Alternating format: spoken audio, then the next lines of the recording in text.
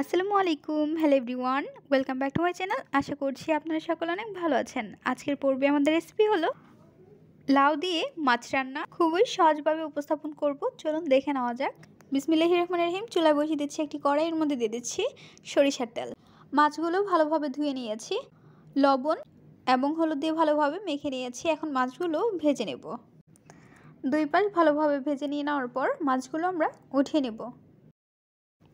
চুলায় বসিয়ে দিচ্ছি একটি কড়াই, এর মধ্যে দিয়ে দিচ্ছি সরিষার তেল, অ্যাড করে দিচ্ছি পেঁয়াজ কুচি। পেঁয়াজগুলো নাড়াচাড়া করে নিচ্ছি। নাড়াচাড়া করে নিয়ে নেওয়ার পর এর মধ্যে দিয়ে দিব অল্প পরিমাণ পানি, হলুদের গুঁড়ো হাফ টেবিল চা চামচ, গুঁড়ো মরিচের গুঁড়ো হাফ টেবিল চা চামচ, ধনিয়ার গুঁড়ো হাফ টেবিল চা চামচ, স্বাদ অনুযায়ী লবণ। নাড়াচাড়া করে নিতে হবে।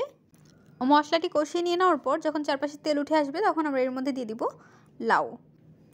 লাউগুলো দিয়ে দেওয়ার পর উল্টিয়ে পাল্টিয়ে নাড়াচাড়া করে নিতে হবে। নাড়াচাড়া করে ঢাকনা দিয়ে ঢেকে রেখে দিব। ঢাকনাটি উঠিয়ে নিচ্ছি। ঢাকনাটি উঠিয়ে নিয়ে নেওয়ার পর নাড়াচাড়া করে নিতে হবে। নাড়াচাড়া করে আবারও আমরা ঢাকনা দিয়ে ঢেকে রেখে দেব। চলে আসলাম 3 মিনিট পর। ঢাকনাটি উঠিয়ে এর মধ্যে আমরা দিয়ে দিচ্ছি কাঁচামরিচ। কাঁচামরিচের ফালি দিয়ে উল্টিয়ে পাল্টিয়ে নাড়াচাড়া করে নিতে হবে এবং এর মধ্যে দিয়ে দিচ্ছি পানি। ঢাকনা দিয়ে ঢেকে রেখে দেব 6 থেকে 7 মিনিটের জন্য।